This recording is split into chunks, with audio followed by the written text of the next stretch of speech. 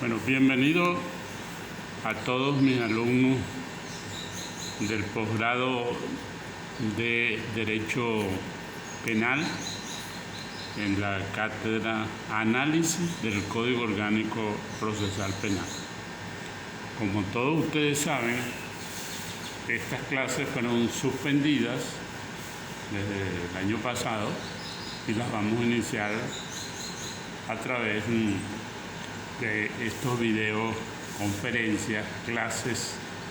No son videos tipo conferencia para ser aprovechados por cualquiera que pueda acceder a el canal de YouTube que hemos abierto, que se llama Clases de Posgrado UC Julio Elías Mayaudón. Repito, clase de posgrado UC Julio Elías Mayaudón. Vamos primeramente a aclarar cómo les van a llegar estos videos, cuántos videos, de qué se trata y qué vamos a tocar, qué punto vamos a tocar en este programa especial para este tipo de clases no presenciales, utilizando pues toda la aula virtual que ha programado la facultad, nuestra facultad, para pregrado y para, en este caso, pues, para el posgrado, para los posgrados. Déjenme aclarar lo siguiente, y esto tanto para ustedes, mis alumnos, como para los coordinadores, el coordinador, la coordinadora, la directora del posgrado. Ya yo había mandado 3 videos desde hace más de 1 mes y medio o 2 meses. Nunca los pudo llevar a la directora, no los pudo pasar pues al aula virtual. Requería el pendrive. Yo no me encuentro en Valencia, no le puedo mandar el pendrive, pero esto técnicamente pues es posible. Por eso abrí el canal de YouTube y lo paso al correo bien de ella o bien del director técnico encargado pues de esto, que entiende mejor, no porque la directora no entienda, sino que al igual que yo, quien se encarga de esto, Javier, tiene más experiencia y más técnico y nos resuelve el problema, que es lo que queremos. Para ustedes, les voy a decir en qué va a consistir el programa y qué trabajo vamos a realizar para la evaluación. Primeramente, tienen que dividirse en grupos de 2 personas, máximo por 2 personas. Si hay uno que quede solo, entonces se agrega otro grupo, pues un solo grupo de 3, pero lo ideal son 2 personas por un grupo. Está claro esto, se lo expliqué a la compañera que va a servir de coordinadora del grupo, la delegada del curso, por teléfono. Ella tiene mi teléfono, se está comunicando conmigo. Ella me va a mandar los grupos, los va a enumerar del 1 en adelante. Grupo número 1, fulano y fulano. Grupo número 2, fulano y fulano. E inmediatamente, para las próximas semanas, yo les voy a asignar el trabajo que van a desarrollar para yo poder evaluar. Tanto para Javier como para nuestra directora de posgrado, les quiero aclarar lo siguiente. Yo voy a enumerar las conferencias. Esta es la número 1, la primera. Pero como anteriormente yo había dicho, pues que habíamos dado esta clase, que había mandado lo que es la que vamos a catalogar como la segunda, que yo creí en esa oportunidad que iba a ser la primera. Y en cada una de ellas vamos a tratar de abarcar lo máximo posible. Puede ser que una primera grabación contenga 30, 40 minutos y rápidamente continúe hasta completar 1 hora, hora y media. Eso puede ser. Pero si hay alguna grabación que dure menos, es por cuestiones técnicas, pero siempre les voy a decir, esta es la primera grabación. Esta primera grabación la van observando ahí. Ante todo, vamos a ver cómo vamos a trabajar. Ya yo les había dicho, cuando suspendimos la clase, se los recuerdo, que vamos a utilizar para el primer tema, para el primer punto que vamos a desarrollar acá, este libro de Luigi Ferrajoli. Lo pongo a ver si se ve ahí. Derecho y razón, de Luigi Ferrajoli. Donde hacen la fotocopia ya hemos copiado las páginas que nos interesan. ¿Qué nos interesa de este libro? De la página 537 a la página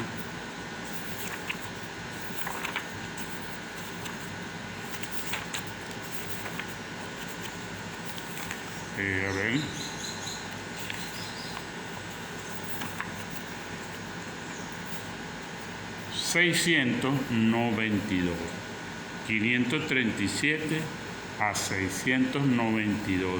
Es el capítulo 9 de esta obra grande de Ferrajoli, que se refiere el juicio, cuándo y cómo juzgar. Eso es lo que nos interesa. Este es el primer punto. En esta primera clase vamos a comenzar por algunos aspectos que están en este libro. Yo se los voy a ir aclarando. En la segunda clase, cuando yo le diga este es el video número 2, voy a continuar analizando estas páginas de Ferrajoli muy por encima. Lo que quiero es que ustedes capten las ideas principales, investiguen, recuerden, estamos en un curso de posgrado, no de pregrado. Yo no voy a analizar el código artículo por artículo, esto no, eso es de pregrado. Aquí vamos a tratar una parte teórica y una parte práctica, analizando problemas jurídicos que se van a presentar. No por lo corto, por todo lo podemos abarcar y con la participación de todos ustedes en estos puntos que vamos a tratar. Primero, leer esto, eso es fundamental, estas paginitas nada más, de este capítulo 9 de El juicio, cuándo y cómo juzgar. Sobre él yo voy a explicar cada una de estas cosas muy por encima para facilitarle la lectura y que ustedes tomen las ideas principales sobre las que vamos a trabajar con el resto de los puntos. ¿Estamos claros? Bueno,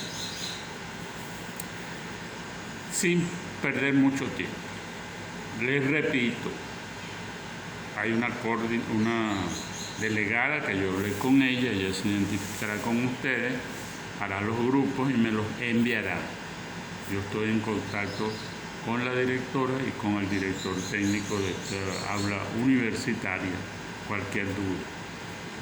Estas clases están grabadas para que el que no puede verlo allí por la aula virtual, en YouTube, en un canal que yo he abierto en YouTube que se llama, repito, Clases de Posgrado UC Julio Elías Mayaudón. Ahí se meten y encuentran exclusivamente esto y pueden encontrar después de cada clase no una lectura complementaria, no nos da tiempo de establecer lectura, pero sí unos videos complementarios míos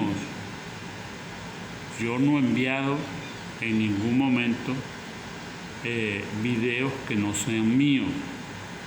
Son videos míos porque explican el programa al cual estoy dedicando.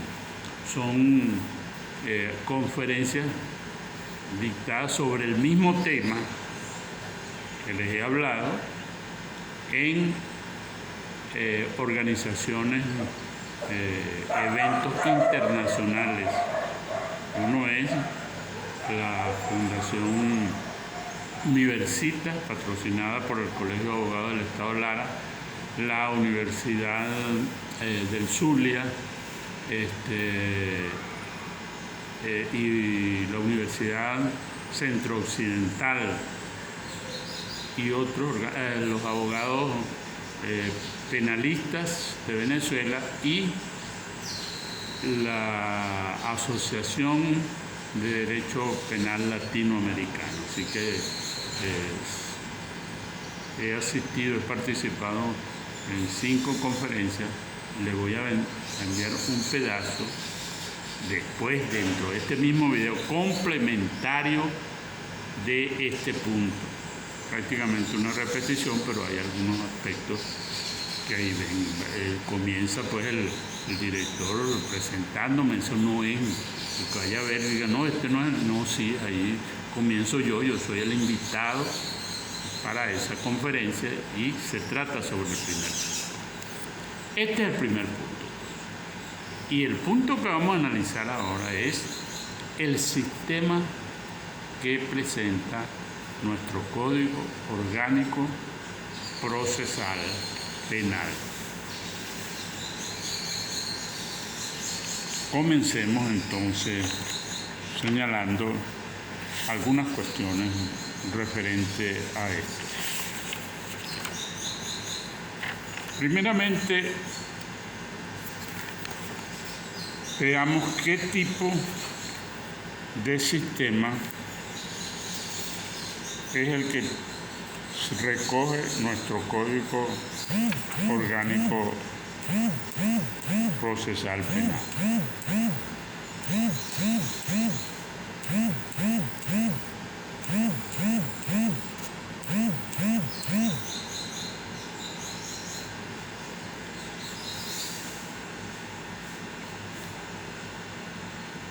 Nuestro Código Orgánico Procesal Penal, como ustedes conocen, pues, fue sancionado en 1998 con vigencia parcial y entró en vigencia total en 1999. ¿Qué sistema acogió nuestro proceso penal nuevo, que ya tiene 20 y tantos años, no es tan nuevo, y que ha sufrido lo que yo llamo contrarreforma? Recuerden, 6 veces ha sido modificado, y lo llamo contrarreforma porque fue una reforma penal que surgió en toda América Latina y nosotros la aplicamos aquí en 1999. Yo participé personalmente, era diputado por el Estado Carabobo y pertenecía a la Comisión de Política Interior, fui presidente de la comisión y de la Comisión Legislativa que se encargó de redactar el Código Orgánico Procesal Penal, que vino a sustituir el Código de Enjuiciamiento Criminal de corte llamado mixto, pero en realidad es un sistema propiamente inquisitivo. Veamos algunos aspectos, qué sucedió, qué pasó con esta reforma. ¿Qué pasaba antes?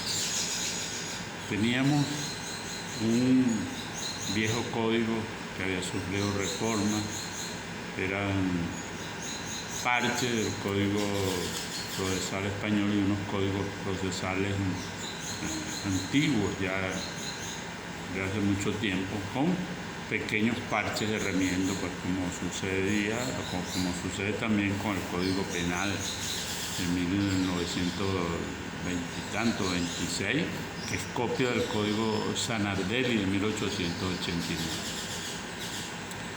Pues bien, este sistema inquisitivo nos llevó a que el sistema colapsara. Antes, los que no están tan, o los que están no tan viejos como yo, pero que conocieron y trabajaron el sistema del Código de Enjuiciamiento Criminal, un sistema propio inquisitivo, donde el juez ni veía siquiera al acusado, al procesado, sino que se hacía todo por allá en un rinconcito con una secretaria que era la que se le dictaba, las partes le dictaban lo que querían y se hacía una pantomima para hacer un acto. Por otro lado, quien investigaba era la famosa Policía Técnica Judicial, PTJ, ¿recuerdan? Y algunos órganos que tenían carácter de policía judicial, como la Guardia Nacional, la DICIN, en algunos casos en aquel momento. Y lo que hacían, lo hacían por delegación del juez penal, actuaban por delegación, de tal manera que lo que ellos hacían servían para lo que llamaban el plenario. Si las partes no promovían pruebas, eso quedaba como realizado, eran las pruebas que se llevaban al juicio, a menos que fuesen desvirtuadas en ese llamado plenario, que por lo demás los abogados privados no iban a ese plenario, los abogados que no tenían recursos, asistidos por un defensor público de presos, habían como 3, 4, 5 en Valencia, por ejemplo. Aquí en Apure, donde yo me encuentro, hay uno solo. Y así cada estado pues, era muy limitado. Y eso lo que hacían era ver ese expediente, rechazo y contradigo lo que diga, pero más nada, no se promovían pruebas.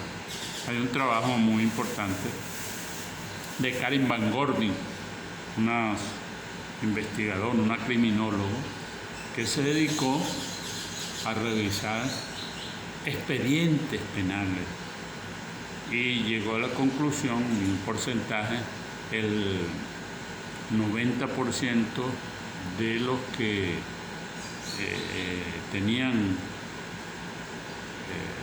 abogados, defensores públicos de presos, eran condenados, llegaban a condena. Y un porcentaje de los que tenían abogados privados, pues, eran los que promovían pruebas y podían lograr una absolución. Los expedientes de los privados eran varios tomos escritos, los expedientes asistidos por el defensor público de presos, salvo algunas excepciones, pues eran apenas de un folio. La policía judicial pues se despachaba, investigaba, se daba el vuelto. Habían jueces de instrucción que lo que hacía era ratificar lo que decía la policía y luego cuando se eliminaron el juez de primera instancia pues veía todo lo que realizaba la policía. En fin, uno quedaba en manos de la policía. El Ministerio Público, que sí funcionaba, pero tenía una función más bien de la que tiene el defensor del pueblo realmente. No se ocupaban de elaborar expedientes ni guiar a la policía judicial en la investigación, como hoy en día, sino que únicamente formulaban algo que llamaba cargo, tomaban el expediente de lo que investigaba la policía y formulaban unos cargos. Eso más o menos es lo que queremos señalar. Pues bien, esta comisión tuvo todo el periodo durante 3 años y tanto, casi 4 años, discutiendo, asesorándose, consultando nuestra facultad de Derecho. Además de mi persona, tenía asesores, propusimos asesores de nuestra facultad, el doctor Sergio Brón, Jorge Rosell, que también profesor de nuestros posgrados. Otros profesores colaboraron, el doctor Eloy Rumen tuvo algunas participaciones. En fin, se logró establecer nuestra presencia como Universidad de Carabobo dentro de esa elaboración del Código Orgánico Procesal Penal. En Valencia realizamos un curso sobre el código y nuestro programa desde 1997, siendo yo el jefe de la Cátedra de Derecho Procesal, incorporó lo que iba a ser el nuevo sistema acusatorio, al menos las características fundamentales del sistema acusatorio, y se comenzó a ver el programa de lo que iba a ser el sistema acusatorio 2 o 1 año antes de su entrada en vigencia. ¿Qué se hizo? ¿Qué particularidades encontramos en nuestro sistema? Bueno, en primer lugar se abolió el sistema inquisitivo. Ya vamos a ver de seguida cuál es la diferencia entre un sistema inquisitivo y un sistema acusatorio. Eso es lo más importante, abolir el sistema inquisitivo vigente que predominaba en el Código de Enjuiciamiento Criminal. La figura del Ministerio Público se le da otra connotación. Va a ser el acusador en representación del Estado. Ya lo era, pero no en una forma como lo prevén los sistemas acusatorios.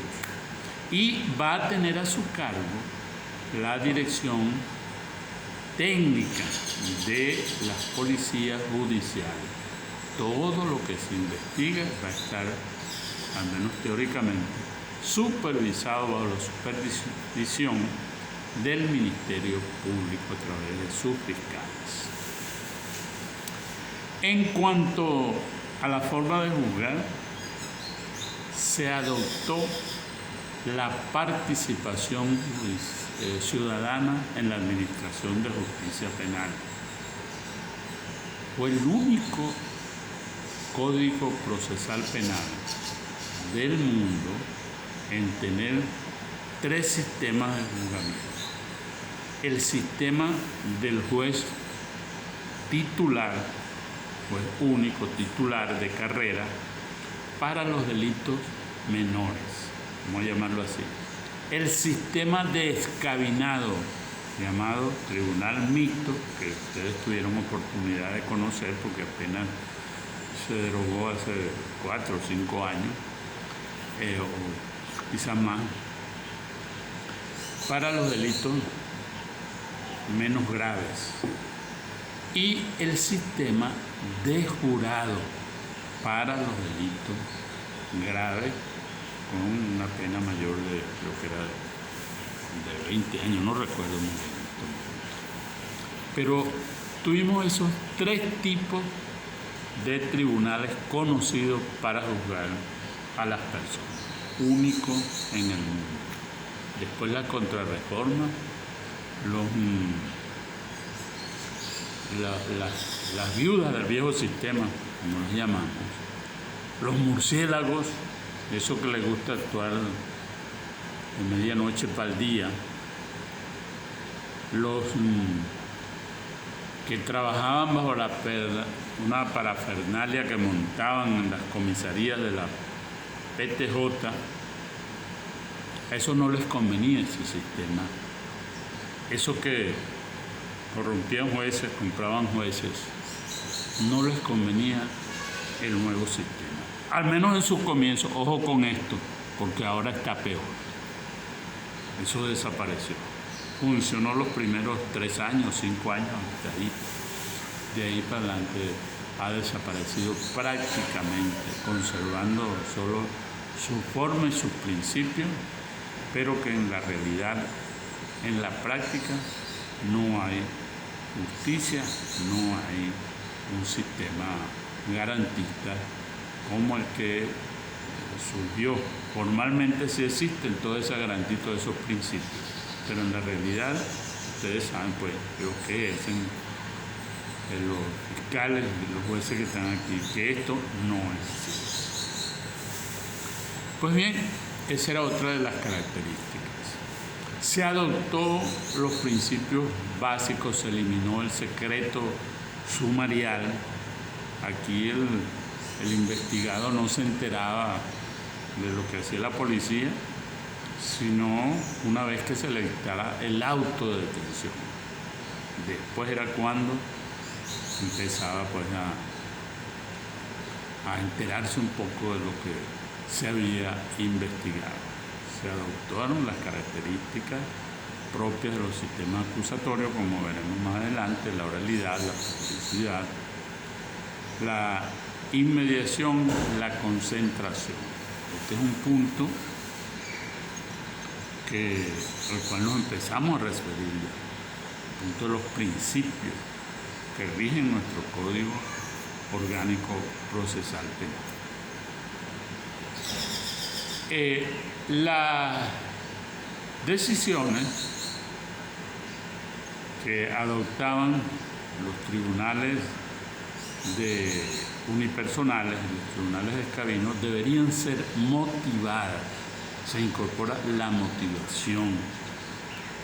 Ahora bien, los tribunales, en el poco tiempo que duraron, porque fueron eliminadas pues, de un plumazo, este código se comenzó a contrarreformar a partir del primer año de su vigencia, ¿no? Cada año se le hace una nueva contrarreforma hasta la última, que es totalmente inconstitucional. Pero de esto ustedes saben ya, y vamos a entrar de lleno pues a las cuestiones propias de lo que vamos a referirnos en este postgrado.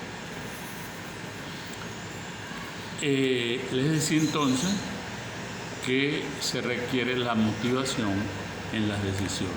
Hoy en día desaparecieron los tribunales de escabino, desaparecieron los tribunales de jurado y se mantiene el tribunal unipersonal. Tienen que motivar ese procedimiento, lo llamamos libre convicción razonada, motivada del juez.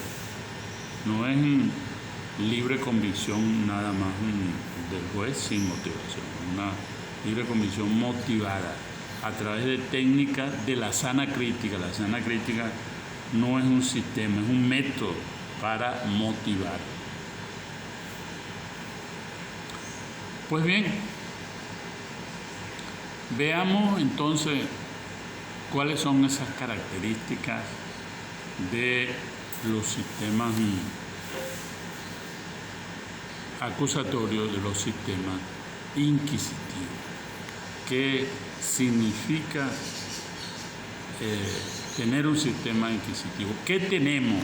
¿Qué tuvimos en la versión original? Indiscutiblemente un sistema acusatorio que sustituyó al sistema mal llamado mixto, que era un sistema inquisitivo. Existen dos grandes sistemas. Ese sistema mixto lo inventaron los franceses después de la Revolución Francesa, tuvo gran desarrollo en Europa y tuvo grandes en la Europa continental, me refiero, y en América Latina bastante, hasta que comenzó la reforma de la década de los 80, 90 del siglo pasado.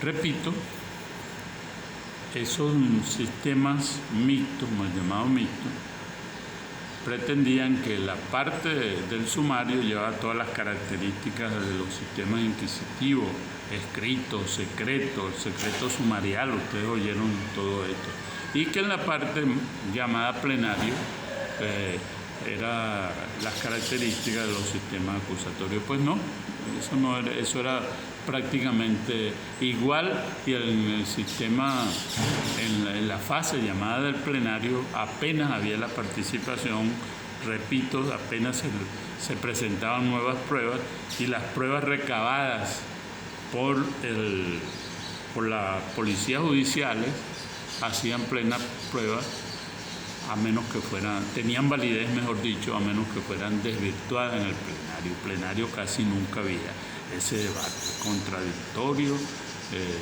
y menos oral. Bueno, vamos a ver entonces qué tenemos. Tenemos un sistema acusatorio en principio. No existe sistema acusatorio puro. Existen características esenciales. Sistema que tenga esas características fundamentales, esenciales, puede denominarse sistema acusatorio. Sistema que tenga las características esenciales de los sistemas inquisitivos seguirá llamándose sistema inquisitivo. Vamos a aclarar esto con el maestro Ferrajoli. Esto lo encontramos en la página 561. ¿Cuándo juzgar? El principio acusatorio. Tiene la primera explicación de esto. Ferrajoli, para evitar este problema de cuándo encontrarnos en presencia de un sistema inquisitivo o un sistema acusatorio, distingue las características o elementos teóricos de un sistema y los elementos en el plano histórico. Muchos elementos en el plano histórico no coinciden con los elementos en el plano teórico, tanto en los sistemas acusatorios como en los sistemas inquisitivos. Así, dice Ferrajoli, son características esenciales, sine qua non, importantes, que no deben faltar en el plano teórico de un sistema acusatorio. En primer lugar, la separación entre el juzgamiento y la acusación. El órgano que acusa es uno y el órgano que decide es totalmente diferente. Esto en nuestro sistema se cumple, en nuestro sistema del Código Orgánico Procesal Penal. La acción penal está en manos del Estado a través del Ministerio Público, salvo que se trate de delitos privados, donde excepcionalmente las partes privadas es quien ejerce la acción penal. El resto, en todos los delitos de acción pública y en muchos delitos de acción privada donde no puede actuar el agraviado por ciertas circunstancias, le corresponde al Ministerio Público. Y quien juzga no tiene funciones de investigación. Esa es la característica fundamental. El juez penal de los sistemas acusatorios no tiene características, no tiene funciones de investigación ni probatorias. No puede promover pruebas, salvo algunas excepciones de nuevas pruebas en el plenario, pero esto es otra cosa. Pero su característica fundamental es esa. Es un tercero que está allí para tomar una decisión durante la fase del debate público, oral, contradictorio. Esa es la segunda característica. La segunda característica es la forma en que se realiza el debate. Contradictorio. El sistema es contradictorio inclusive desde su inicio, en cualquier momento es contradictorio. Pero se caracteriza durante el juicio. Vamos a señalar. Bueno, ustedes saben, les dije que no íbamos a tocar cosas aquí del pregrado. Ustedes saben que existe una fase de control, una fase intermedia y una fase de juicio. La fase de juicio es donde se debaten las pruebas que se llevan para esa etapa donde el juez va a tomar su decisión.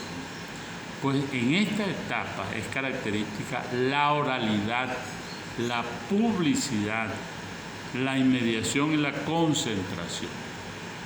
¿Qué significa la oralidad? Oralidad, desde el punto de vista material, que la comunicación es verbal.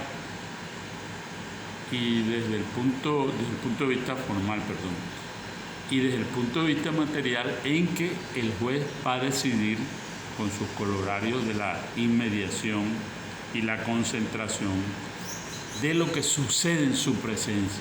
Las pruebas se van a desarrollar en su presencia.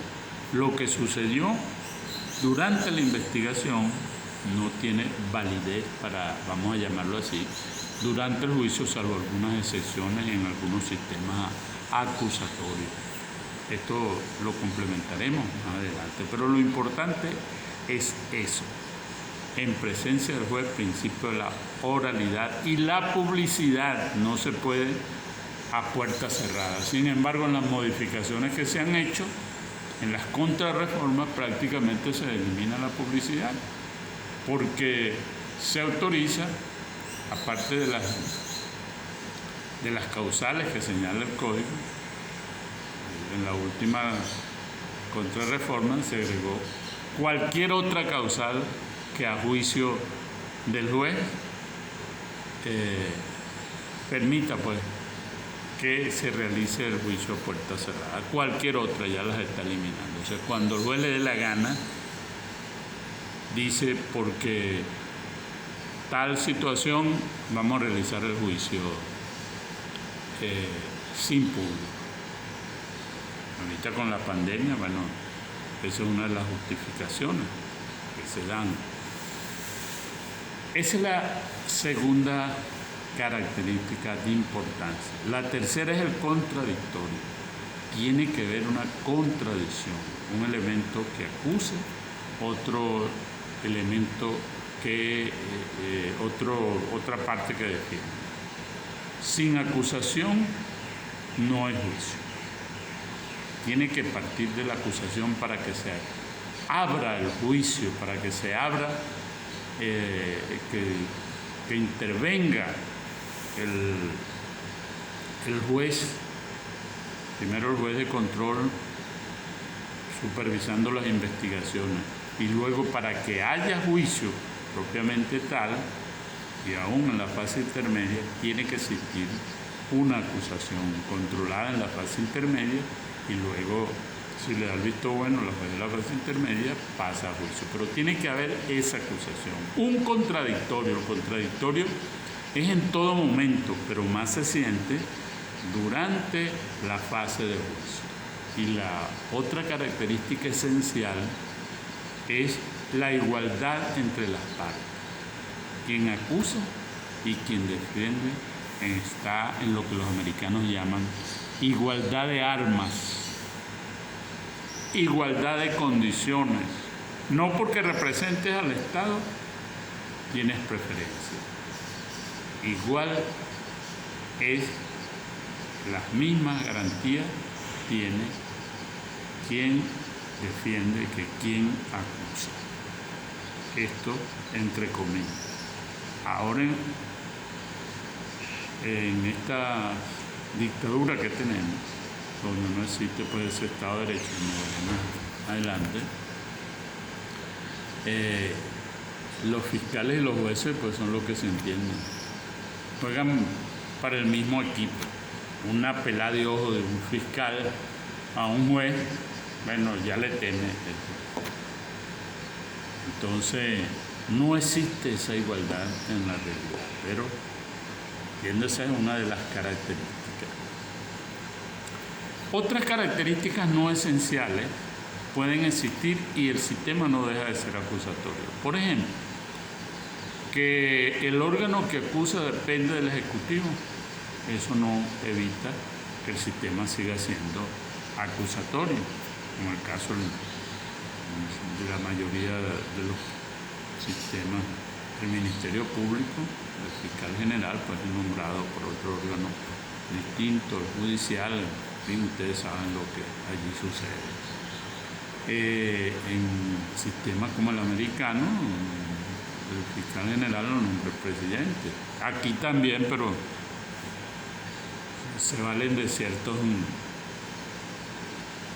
de ciertos procesos que sabemos pues que quien da la orden es el juez y no esas famosas comisiones de elección de jueces, de magistrados y de fiscales generales.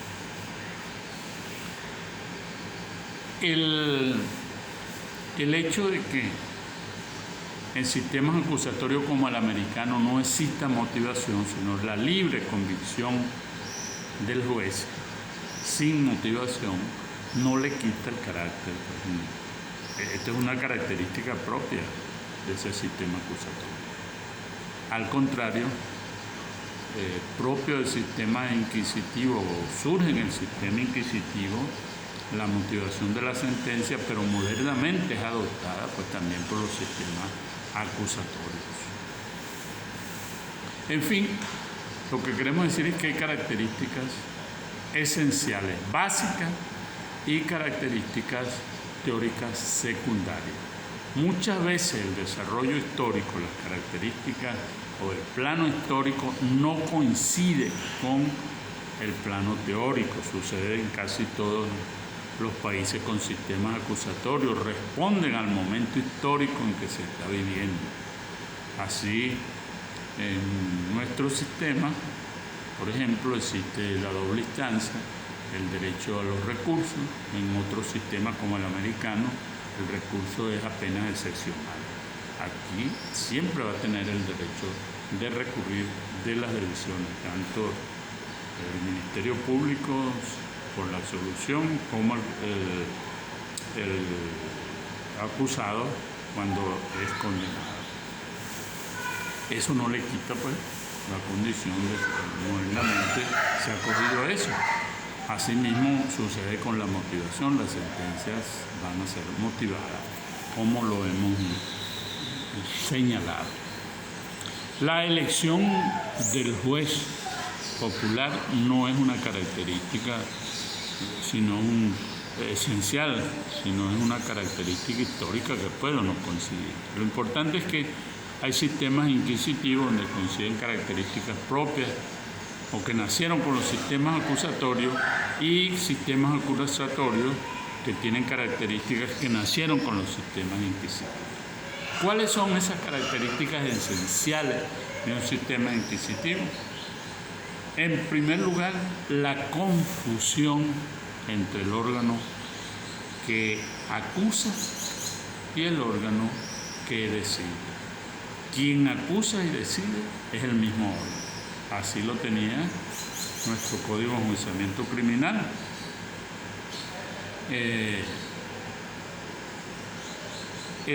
La investigación la llevaba la Policía Judicial por delegación del juez de primera instancia en lo penal, lo representaba. Lo que hacía la Policía Judicial era por delegación, en representación del juez penal. El juez penal investigaba y sentenciaba al mismo tiempo. Era el que presentaba los elementos para la acusación o era el que decretaba el sobreseimiento o no al lugar a continuar la investigación y decretaba pues abierta la averiguación. Eso sucede en los sistemas, una característica teórica de los sistemas inquisitivos. La segunda característica del sistema inquisitivo, esencial, el elemento teórico, no en el plano histórico, es la escritura y el secreto de la fase sumaria. Todos los actos son escritos. Excepcionalmente los llamados sistemas mixtos se podía hacer una lectura, pero no una lectura de los cargos y el juez, el abogado defensor leía su defensa cuando se lo permitían, pero todo era por escrito, había que presentarlo por escrito. Otra característica es que no hay contradictorio y si lo hay es muy poco en el plenario. No hay igualdad de armas. Siempre la parte acusadora lleva la ventaja durante toda la investigación. No hay ese ese contradictorio, no hay esa igualdad de armas entre quien acusa y defiende. Ya lo dijimos al comienzo,